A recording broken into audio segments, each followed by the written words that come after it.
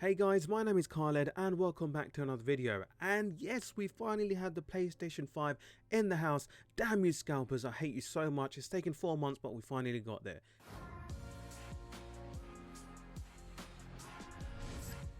8K, 4K at 120Hz and HDR enabled. The PS5 is just a beast of a machine. The one I have, as you can see, is the disc version, so I can play my PlayStation 4 games on it.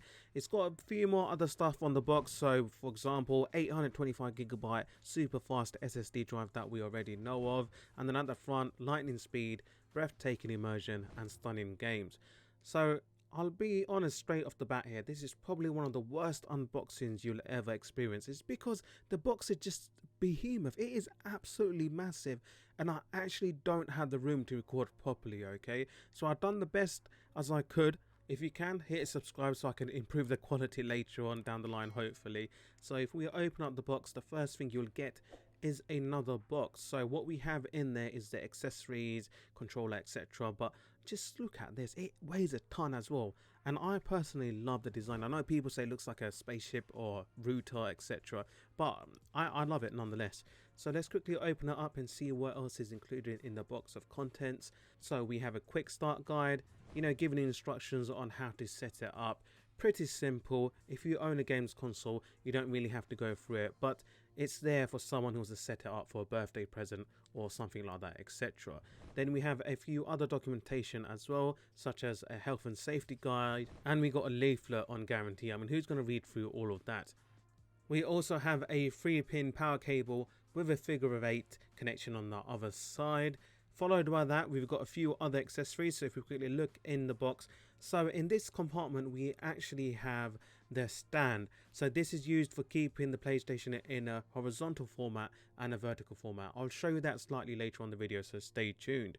And then we also get a thick boy HDMI 2.1 cable. I mean, that's pretty thick, just like me. Alright, so I think that's enough of self-body shaming. Let's quickly move on to the PlayStation 5 DualSense controller. So no more DualShock 3 or 4, etc. The naming convention has been changed, and I absolutely love the look of this controller. Now don't get me wrong, I do like all black finish, but I think the contrast between the black and white looks fantastic, and it reminds me of a panda, which is pretty cute, right? This controller is very nice to hold, very ergonomical. We've got the D-pad, the thumbstick, very nice clicky feel on the analog sticks. Each button just feels very tactile and nice to feel. We've got the DualSense pad, the PlayStation button, mute on and off. At the bottom we can plug in your headset there, and then at the back we've got a place to charge your controller with USB-C charging.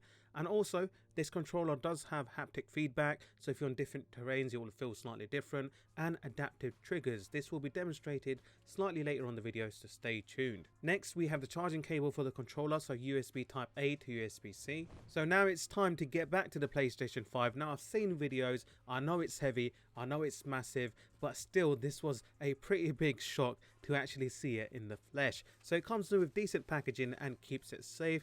When we quickly take all the wrapping off, you are presented with a monstrosity of a console. So just a quick cinematic showing you the front. I mean, the one thing I don't like about the disc version, it leaves a slight bulge on the right, whereas the digital one is symmetrical, and I believe it looks slightly better. So if we look at the front, we've got the power button and eject just above that. If we go to the top, we've got a USB-C insert and a USB type A. If we quickly go to the back, we can see we've got a connection for figure 8 power, HDMI, Ethernet port, and we've got 2 USB-A ports which are USB 3. And if we go all the way to the top, bloody hell, it's like the Nakatomi Plaza, it's just so tall. We'll find a Kensington lock right at the top. So a huge thumbs up to PlayStation. If you have a look very close at the white panels on either side, you can see very small X's, squares, triangle and circles. Now if you would like a better idea of exactly how big the console is, this is the PlayStation 5 side by side with the Xbox One X. Absolutely huge, right? Now if you have the console in landscape mode, it will wobble, as you can see. So the back is wobbling, the front is wobbling. Now how do you fix this? It comes with a stand, so you don't have to worry. You can see we've got the shapes on the back of the console. We're going to line it up with the 2 squares on either end. So this is for portrait mode. We're just going to quickly swivel it, which sets it to the landscape orientation. And if we just quickly slide it under, right, we've got the 2 hooks on the top, and we're going to line it up as close to the squares as possible. Once you've done that, okay, and it's fully secure, you will notice it won't wobble or shake anymore, and that's fully secure. So if you have a big enough TV cabinet, then you can easily slot it under. I don't, unfortunately, so I had to put it in the vertical mode, and I'll show you how it's done. So if you quickly lift up the PlayStation 5, you can actually see there is a circle black tab. Now this is covering a screw section, so you can see you can take it off and then you're exposed to where a screw will go in. So what we'll do now is quickly go back to the stand. It's on the landscape mode. We're going to quickly swivel it and put it back to the vertical mode. If you flip it over, you can see we've got the screw where it will go in on the bottom of the PlayStation 5, and Sony, bravo, you've got a place to keep that little piece of plastic in there. And then what we're going to do, we're going to quickly take the screw out, and then we're going to lift up the PlayStation 5. So this is the preferred way of doing it. I found it easy as well. So we just slot it in at the bottom, make sure it's all aligned, and then screw it in by hand first, and then get it quite tight, and then use a 2-pence or a normal screwdriver. So make sure it's tightly secured so it can stand properly and doesn't move anywhere. Don't tighten it too much though, because you've got the risk of damaging the internal screw. So once it's fully set up, you can see that's not moving anywhere. And guys, by the way, if you're wondering what games I've got Demon's Souls and Spiderman Miles Morales. Let me know if you want to watch any in-depth gameplays, and I should be able to cover it. So now we've got it stood. It's so big, right? I had to put it on the side of the TV stand, and you can see it's nearly reaching it in height. So we've turned it on, gone through all the experience. It shows we need to plug in the DualSense controller with a USB-C cable, adjust your display area, and then insert a game disc.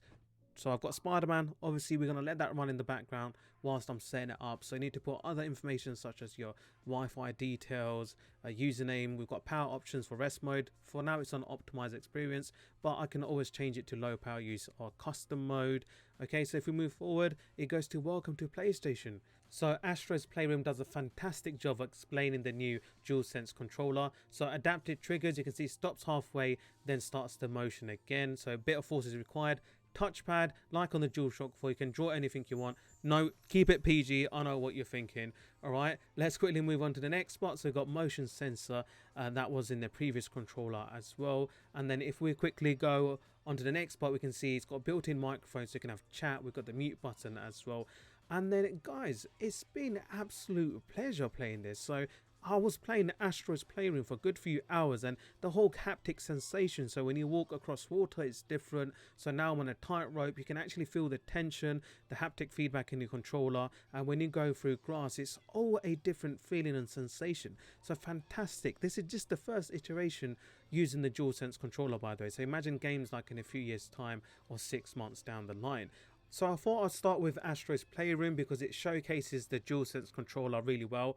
And Spider-Man Miles Morales, oh god, I mean, in terms of the way the game plays, the way the game feels, the haptic feedback on the controller, the whole adaptive trigger, the gameplay is just absolutely fantastic. And some of the cinematics on this game, you get two options like fidelity and a high frame rate, but oh god, you know what, I've been playing this, so much fun, so much fun. And I do apologize about the quality, guys. Actually what you're seeing now is not a true reflection of how it looks. Now bear in mind, right, this is a television, it's a Samsung 48-inch back from 2014, and in the flesh it still looks fantastic on this panel. So imagine playing it on, like, you know, a 4K monitor. But I can assure you guys the quality is fantastic, the way it plays is very good, and it's super fast in terms of loading and general feel of the system.